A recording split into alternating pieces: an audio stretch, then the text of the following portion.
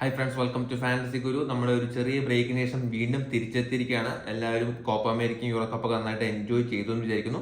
ഇനി വരാൻ പോകുന്ന പ്രീമിയർ ലീഗിന്റെ സമയമാണ്. അതുകൊണ്ട് തന്നെ FPL മാനേജേഴ്സ് എന്ന നിലയിൽ നമുക്ക് ഇനി വളരെ ബിസി ഷെഡ്യൂളാണ് വരുന്നത്. നമ്മളെല്ലാവരും ലീഗിലൊക്കെ ജോയിൻ ചെയ്യാനുള്ള തിരക്കിലും കാര്യങ്ങളൊക്കെ എനിക്ക് നന്നായിട്ട് അറിയാം. സോ നമുക്ക് ഇന്ന് നോക്കാൻ പോകും നമ്മൾ ഈ ഒരു പർട്ടിക്കുലർ സീസണിൽ തുടക്കത്തിൽ തന്നെ വരുന്ന അല്ലെങ്കിൽ പൊതുവായിട്ടുള്ള നിയമങ്ങളിൽ വന്ന ചില മാറ്റങ്ങളൊന്ന് എക്സ്പ്ലെയിൻ ചെയ്തു പോകാം.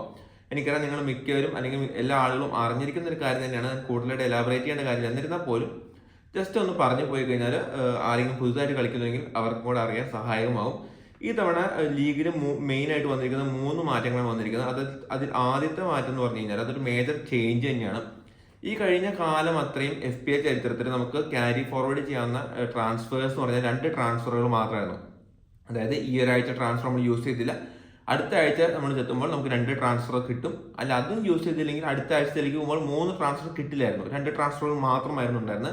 എന്നാൽ ഇനി മുതൽ ഈ സീസൺ മുതൽ 5 ട്രാൻസ്ഫറുകൾ വരെ നമുക്ക് കീപ്പ് ചെയ്യാൻ സാധിക്കും. അതായത് തുടർച്ചയായി 5 ആഴ്ചകളിൽ നമുക്ക് ട്രാൻസ്ഫർ യൂസ് ചെയ്യാതിരുന്നു കഴിഞ്ഞാൽ നമുക്ക് അടുത്ത ആഴ്ചയിലേക്ക് പോകുമ്പോൾ 5 ട്രാൻസ്ഫർ വെച്ച് 5 കളിക്കാരെ ഒരുമിച്ച് മാറ്റാൻ കഴിയുന്ന ഒരു പ്രത്യേകത ഈ ഒരു സീസൺ അവർ ഇൻട്രൊഡ്യൂസ് ചെയ്തിരിക്കുകയാണ്. അതിൻ്റെ കൂടെ തന്നെ എടുത്തു പറയുന്ന മറ്റൊരു ചേഞ്ച് അല്ലെങ്കിൽ മറ്റൊരു വലിയ മാറ്റം എന്ന് പറയുന്നത് ഈ ട്രാൻസ്ഫറുകൾ ഈ പറഞ്ഞ പോലെ ഫ്രീ ഹിറ്റോ അല്ലെങ്കിൽ വൈൽഡ് കാർഡോ യൂസ് ചെയ്താൽ പോലും തൊട്ടടുത്ത വീക്കിൽ ഈ ട്രാൻസ്ഫറുകൾ അങ്ങനെ തന്നെ നിലനിൽക്കും എന്നുള്ളതാണ്. നേരത്തെ എങ്ങനെയായിരുന്നു, നമുക്ക് ലെറ്റ്സ് എനിക്ക് 2 ട്രാൻസ്ഫർ ഉണ്ടായിരുന്നു, ഞാൻ ആ 2 ട്രാൻസ്ഫർ കീപ്പ് ചെയ്തു, നെക്സ്റ്റ് വീക്ക് ഞാൻ വൈൽഡ് കാർഡ് എടുത്തു, പിന്നെ അടുത്ത വീക്കിലേക്ക് പോകുമ്പോൾ എനിക്ക് പിന്നെ സാധാരണ പോലെ ഒരു ട്രാൻസ്ഫർ മാത്രമേ ഉള്ളൂ. എൻ്റെ ഇതുവരെ ഉള്ള എല്ലാ ട്രാൻസ്ഫറുകളും പോയിരുന്നു, അതായത് വൈൽഡ് കാർഡോ ഫ്രീ ഹിറ്റോ എടുക്കുന്നെങ്കിൽ. പക്ഷേ ഇപ്പോൾ അങ്ങനെയല്ല, നമ്മൾ വൈൽഡ് കാർഡോ ഫ്രീ ഹിറ്റോ എടുത്താൽ പോലും ഇതിന് മുമ്പത്തെ ആഴ്ച അതിന് മുമ്പത്തെ ആഴ്ച എത്ര ട്രാൻസ്ഫർ നമ്മുടെ കയ്യിലുണ്ടായിരുന്നോ അത്രയും ട്രാൻസ്ഫർ തന്നെ തൊട്ടിപ്പുറത്തെ ആഴ്ചയിലേക്ക് ഇത് ട്രാൻസ്ഫർ ചെയ്യപ്പെടുന്നുണ്ട്. അതൊരു വലിയ പോസിറ്റീവായിട്ടുള്ള മാറ്റം തന്നെയാണ്. ഇനി ട്രിപ്പിൾ ക്യാപ്റ്റൻ അല്ലെങ്കിൽ ബെഞ്ച് പോസ്റ്റ്, ഈ കാര്യത്തെ പറ്റി പറയാത്തതിന് കാരണം അത് ട്രിപ്പിൾ ക്യാപ്റ്റൻ ബെഞ്ച് പോസ്റ്റും നമ്മുടെ ട്രാൻസ്ഫേഴ്സായിട്ട് യാതൊരു ബന്ധമില്ല. നിങ്ങൾക്ക് എത്ര ട്രാൻസ്ഫർ പണ്ടുണ്ടായിരുന്നെങ്കിലും ഇപ്പോൾ ഉണ്ടായിരുന്നെങ്കിൽ പോലും ട്രാൻസ്ഫറുകൾ ബാധിക്കാത്തതുകൊണ്ട് ട്രിപ്പിൾ ക്യാപ്റ്റനും ബെഞ്ച് പോസ്റ്റും ഒന്നും പഴയ പോലെ തന്നെയാണ്, ഒന്നും മാറ്റമൊന്നുമില്ല. നമുക്ക് ട്രാൻസ്ഫറുകൾ ഏകദേശം യൂസ് ചെയ്യാൻ കഴിയുന്നതാണ്. അതാണ് മേജറായിട്ട് മാറ്റം. സോ അപ്പോൾ ഇങ്ങനെയുള്ള ഈ 5 ട്രാൻസ്ഫറുകൾ വരെ ക്യാരി ഫോർവേഡ് ചെയ്യാമെന്നുള്ള ഈ ഒരു റൂള് നമ്മുടെ ഒരു ഇനീഷ്യൽ തോട്ട് ഇതിനെപ്പറ്റി എന്താണെന്ന് വെച്ചാൽ എന്നെ സംബന്ധിച്ച് ഇതിൽ 2 രീതിയിൽ പോസിറ്റീവായിട്ട് അല്ലെങ്കിൽ ചില നെഗറ്റീവ്സും ചില പോസിറ്റീവ്സ് ആണ്. പോസിറ്റീവ് വശം പറയുകയാണെങ്കിൽ ലെറ്റ്സ് സേ ചില മാനേജർമാരുണ്ട്, നമുക്ക് മാനേജർമാർ 2 ആയിട്ട് തിരഞ്ഞെടുക്കാം. ഒന്ന് FPL എന്ന് പറഞ്ഞ് മരിച്ച് ഇനി ഒരു 38 ആഴ്ച ഇതിന്റെ പുറകെ തന്നെ നിൽക്കുന്ന ആളുകളുണ്ട്. രണ്ടാമത്തെ FPL വളരെ എൻജോയ് ആയിട്ട് ക്യാഷ്വലായിട്ട് കളിക്കുന്ന ആളുകളുണ്ട്. നമുക്കിങ്ങനെ ശരിക്കും സീരിയസ് ആയിട്ട് കളിക്കുന്ന ആളുകളെ സംബന്ധിച്ച് നമുക്കൊരു 5 ആഴ്ച വരെ ഫോർകാസ്റ്റ് ചെയ്ത് കളിക്കാൻ കഴിയും. അതായത് ഗെയിം വീക്ക് 1 ഗെയിം വീക്ക് 5 എന്ത് സംഭവിക്കുന്ന ചിന്തിച്ചു വെച്ച് ട്രാൻസ്ഫറുകൾ കീപ്പ് ചെയ്ത് വലിയ വലിയ മാറ്റങ്ങൾ നടത്താനും വലിയ വലിയ പ്ലാനുകളൊക്കെ നടത്താനും സാധിക്കും. അങ്ങനെയുള്ളൊരു വളരെ സിസ്റ്റമാറ്റിക് ആയിട്ട് കളിക്കുന്ന പ്രോ മാനേജേഴ്സ് സംബന്ധിച്ച് ഇതൊരു അഡ്വാൻറ്റേജ് തന്നെയാണ്, നമുക്ക് അങ്ങനെ ചെയ്യാൻ കഴിയും. ഡിസഡ്വാൻറ്റേജ് എന്ന് വെച്ച് കഴിഞ്ഞാൽ നമ്മുടെ 5 ആഴ്ചത്തെ പ്ലാനുകൾ ചിലപ്പോൾ എപ്പോഴും വർക്കൗട്ട് ആയിക്കൊള്ളുന്നില്ല. അങ്ങനെ ഒരു ഡിസഡ്വാൻറ്റേജ് ഇതിനകത്തുണ്ട്. ഇനി അതല്ലാതെ ഇനിയിപ്പോൾ ലേസി ആയിട്ട് കളിക്കുന്ന, പ്രത്യേകിച്ച് ഇതിനകത്ത് വലിയ താല്പര്യമില്ല, നമുക്കൊരു ജസ്റ്റ് ഫണ്ടിന് വേണ്ടി കളിക്കുന്ന FPL മാനേജേഴ്സിനെ സംബന്ധിച്ചും ഇതൊരു നല്ല കാര്യമാണ്. കാരണം വെച്ചാൽ ഈ ഒരാഴ്ച നമ്മൾ ടീം സെറ്റ് ചെയ്തു, ഇനി 2 ആഴ്ച നമ്മൾ മറന്നുപോയി, നമ്മൾ നമ്മുടെ വർക്കും കാര്യങ്ങളൊക്കെ ആയിട്ട് കറങ്ങി നടന്നു, പിന്നെ 2 ആഴ്ച കഴിയുമ്പോഴേക്കും നമ്മൾ ഇനി ടീം എടുക്കുക. അപ്പോൾ നോക്കുമ്പോൾ സാധാരണ ഗതിയിൽ 2 ആഴ്ച കഴിഞ്ഞ് നിർത്തുമ്പോൾ ടീം തല്ലിപ്പൊള്ളിയെ കാണും, ആകെ ഉണ്ടാകുന്ന ഒരു ട്രാൻസ്ഫർ ആയിരിക്കും ഉണ്ടാവുള്ളൂ, അതുകൊണ്ടൊന്നും ചെയ്യാൻ കഴിയില്ല. ഇതല്ല, ഇപ്പോൾ 3 ആഴ്ച 4 ആഴ്ച ടീം മൈൻഡ് ചെയ്തിന് 5ാമത്തെ ആഴ്ച വരുമ്പോഴത്തേക്കും ഓക്കെ 5 ട്രാൻസ്ഫർ കയ്യിലിരിക്കുക, നമ്മൾ നോക്കുന്നു ആരൊക്കെയാണ് ഇപ്പോൾ ടീമിന് വേണ്ടത്, ഓക്കെ ഇനി എന്നാണ് 5 ട്രാൻസ്ഫർ ഉള്ളതുകൊണ്ട് ടീം മൊത്തം പൊളിച്ചെഴുതാനുള്ള ഒരു അവസരം കിട്ടും. അതുകൊണ്ട് തന്നെ വല്ലപ്പോഴും ടീം സെറ്റ് ചെയ്യുന്ന ആളുകൾക്ക് ഇത് വളരെ ഉപകാരമാണ്. സോ അതാണ് ഈ ഒരു 5 ട്രാൻസ്ഫറുകൾ വരെ ക്യാരി ഫോർവേഡ് ചെയ്യാമെന്നുള്ള ഈ ഒരു റൂളും അതിൻ്റെ ഒരു ഇമ്പാക്റ്റ് വരാൻ പോകുന്നത്. ഇനി അടുത്ത ഒരു ചേഞ്ച് വരുന്നത് അല്ലെങ്കിൽ ഒരു പുതിയൊരു സംഭവം അവർ ഇൻട്രൊഡ്യൂസ് ചെയ്തിരിക്കുന്നത് മിസ്റ്ററി ചിപ്പ് എന്ന് പറയുന്ന സംഭവമാണ്. അതെന്താണെന്ന് ഇതുവരെ അവർ റിവീൽ ചെയ്തിട്ടില്ല. അത് പ്രീമിയർ ലീഗിന്റെ സെക്കൻഡ് ഹാഫിൽ, FPL സെക്കൻഡ് ഹാഫിൽ, അതായത് ജനുവരിയിലായിരിക്കും ഈ മിസ്റ്ററി ചിപ്പ് എന്താണെന്ന് അവർ റിവീൽ ചെയ്യുന്നത്.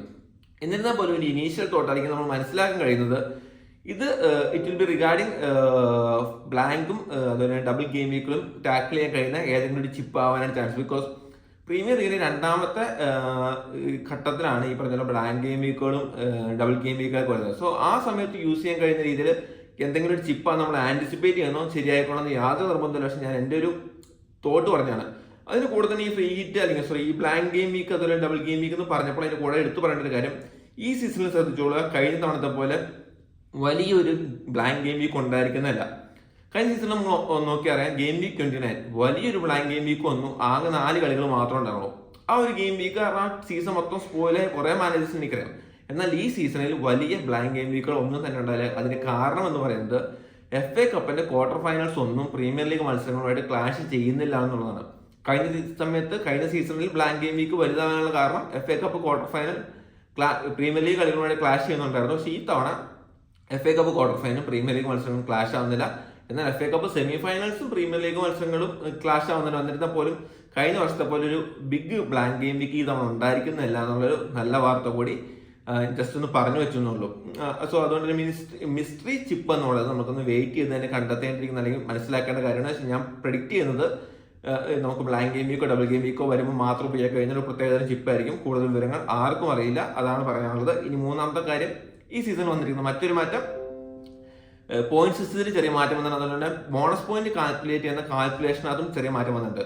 പോയിന്റ് സിസ്റ്റത്തിൽ മാറ്റം എന്ന് വെച്ചാൽ നേരത്തെ ഒരു ഗോൾ കീപ്പർ ഗോൾ അടിച്ചു കഴിഞ്ഞാൽ 6 പോയിന്റ് ആയിരുന്നു കിട്ടിയിരുന്നെങ്കിൽ ഇപ്പോൾ അത് 10 പോയിന്റായി മാറിയിട്ടുണ്ട്. പക്ഷെ പ്രത്യേകിച്ച് അതൊരു മാറ്റം അല്ലെങ്കിൽ നമുക്കൊരു ഒരു വലിയൊരു ഇമ്പാക്ട് ഉണ്ടാകാൻ കഴിയില്ല. പക്ഷെ ഗോൾ അടിക്കുന്ന ഗോൾ കീപ്പേഴ്സ് ആരാളുള്ളതെന്ന് വെച്ചാൽ ആരും തന്നെ ഇല്ല. പക്ഷെ ലീസ്റ്റ് കേസിൽ അത് നമ്മൾ ചെയ്തതായിട്ട് കാണുന്നുണ്ട്. അതായത് അലിസൺ ഗോൾ അടിച്ച് നമ്മൾ കണ്ടിട്ടുണ്ട്. അതൊക്കെ ഒരു റെയർ കേസുകളാണ്. സോ അതാണ് ഈ പറഞ്ഞ പോയിന്റ് സിസ്റ്റത്തിൽ. ഇനി ബോണസ് പോയിന്റ് കാര്യത്തിൽ വരുവാണെങ്കിൽ നേരത്തെ പെനാൽറ്റി സേവ് ചെയ്തിട്ടുണ്ടെങ്കിൽ +15 BPS കിട്ടിയിരുന്നു എങ്കിൽ ഇപ്പോൾ അത് +9 ആയിട്ട് കുറഞ്ഞിട്ടുണ്ട്. അതായത് പെനാൽറ്റി സേവ് ചെയ്താൽ ബോണസ് കിട്ടാനുള്ള സാധ്യത ഉണ്ടെങ്കിൽ പോലും കഴിഞ്ഞ പ്രാവശ്യത്തെ അത്രത്തോളം അല്ല, 15 നിന്ന് 9 ആയിട്ട് കുറച്ചിട്ടുണ്ട്. ഇനി ഗോൾ കീപ്പേഴ്സും ഡിഫൻഡേഴ്സും ഗോൾ കൺസീഡ് ചെയ്ത് കഴിഞ്ഞാൽ അത് -2 നിന്ന് -4 ആയിട്ടുണ്ട്. അതുകൊണ്ട് ഇത്തവണ ഗോൾ കൺസീഡ് ചെയ്യുമ്പോൾ ബോണസിനുള്ള സാധ്യത വീണ്ടും കുറഞ്ഞു വരുന്നു. പിന്നെ ഉള്ളതൊക്കെ പോസിറ്റീവ് ഇഫക്റ്റുകളാണ്. ഗോൾ ലൈൻ ക്ലിയറൻസിന് +3 ബോണസ് പോയിന്റ് കൊടുക്കുന്നുണ്ട്. ഫൗൾ 1ന് +1 ബേസ് ലൈൻ ബോണസ് വരുന്നുണ്ട്. അതായത് ബോണസ് ഒരു പോയിന്റ് കിട്ടുന്നില്ല, ബോണസ് ടോട്ടൽ കാൽക്കുലേറ്റ് ചെയ്യുമ്പോൾ ഒരു ബോണസ് പോയിന്റ് സിസ്റ്റത്തിലേക്ക് ഒരു പോയിന്റ് ആഡ് ചെയ്യുമെന്നാണ് പറഞ്ഞു വയ്ക്കുന്നത്. അതൊരു ഷോർട്ട് ഓൺ ടാർഗറ്റ് +2 വരുന്നുണ്ട്. സോ ഇതാണ് ഈ പറഞ്ഞ പോയിന്റ് സിസ്റ്റത്തിലും ബോണസ് സിസ്റ്റത്തിലും വരുന്ന മാറ്റം. സോ ഇതാണ് ഈ സീസണിലെ പ്രകടമായ മാറ്റങ്ങളിൽ റൂൾസ് ആൻഡ് ചേഞ്ചസിലായിട്ട് വരുന്ന പ്രകടമായ മാറ്റങ്ങൾ എന്ന് പറയുന്നത്. സോ ഇന്നത്തെ ഈ ചെറിയ എനിക്ക് തോന്നുന്നു ഇത് മാത്രം പറഞ്ഞാൽ മതി എന്ന് തോന്നുന്നു. വീഡിയോ വലിച്ചിടാൻ ഉദ്ദേശിക്കുന്നില്ല. നമുക്ക് ഫുട്ബോൾ ഫീവറിൻ്റെ, അതായത് ഞാൻ പേഴ്സണലി ഞാൻ ചെയ്യുന്ന ഫുട്ബോൾ ഫീവർ എന്ന് പറയുന്ന ഒരു ലീഗ് നമ്മൾ കണ്ടക്ട് ചെയ്യുന്നുണ്ട്. 2 ലക്ഷം ആണ് അതിൻ്റെ ടോട്ടൽ പ്രൈസ് പൂൾ വരുന്നത്. ആദ്യ സ്ഥാനങ്ങൾ വരുന്ന 100 പേർക്ക് തീർച്ചയായിട്ടും പ്രൈസസ് ഉണ്ടായിരിക്കും. നമുക്ക് അങ്ങനത്തെ വലിയൊരു പ്രൈസ് പൂളിനാണ് നമ്മൾ സെറ്റ് ചെയ്തിരിക്കുന്നത്. അതിൻ്റെ ഡീറ്റെയിൽസ് ഞാൻ കൊടുക്കുന്നുണ്ട്. സ്ക്രീനിൽ നിങ്ങൾക്ക് കാണാൻ കഴിയും. അതിൻ്റെ ഡീറ്റെയിൽസ് നിങ്ങൾക്ക് കൂടുതലായിട്ട് വേണമെങ്കിൽ ഞാൻ വാട്സാപ്പ് നമ്പർ താഴെ കൊടുക്കുന്നുണ്ട്. നിങ്ങൾക്ക് തീർച്ചയായിട്ടും എന്നെ ബന്ധപ്പെടാം. അതിനകത്ത് എങ്ങനെ ജോയിൻ ചെയ്യാമെന്ന് പറയാം. 500 രൂപയാണ് അതിൻ്റെ രജിസ്ട്രേഷൻ ഫീസ് വരുന്നത്. അതിന് കൂടുതൽ വിവരങ്ങൾ ഞാൻ വാട്സാപ്പ് ചെയ്ത് തരാം. എന്തെങ്കിലും കാര്യങ്ങൾ ഡൗട്ട് ഉണ്ടെങ്കിൽ കമൻറ്റ് ചെയ്യാം. കഴിഞ്ഞ കുറച്ച് വർഷങ്ങളായിട്ട് ഞാൻ ഈ ഒരു ചാനലുമായിട്ട് ഇരിക്കുന്നതിന് കാര്യമായ പുരോഗതി ഉണ്ടാകുന്നില്ല. ഓഫ് കോഴ്സ് നമ്മുടെ നാട്ടിലെ FPL വളർച്ച അത്രത്തോളം സ്ലോ ആയെന്ന് എനിക്ക് മനസ്സിലാകുന്നുണ്ട്. ബട്ട് സ്റ്റിൽ നിങ്ങളുടെ സപ്പോർട്ട് തീർച്ചയായിട്ടും ഉണ്ടായേ പറ്റൂ. നിങ്ങൾ നിങ്ങളുടെ ഫ്രണ്ട്സിനൊക്കെ ഷെയർ ചെയ്ത് കൊടുക്കണം.